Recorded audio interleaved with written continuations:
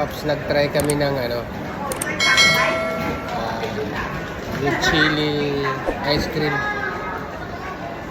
Ngayon, kung ito yung level 1. Ngayon, kung gusto mo ng maanghang pa, may naka-udlot na ano. Ayaw, di ba? Yan o, may naka-udlot na chili.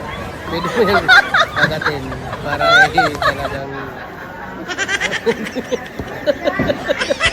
yung flavor talaga init-init talaga yung ano mo. Ano nga, init ang buong katawan mo pag kumain ka ng ice cream dito. Dito ito sa Legazpi sa May SM. Ano nga ito dito? First ko lang yan.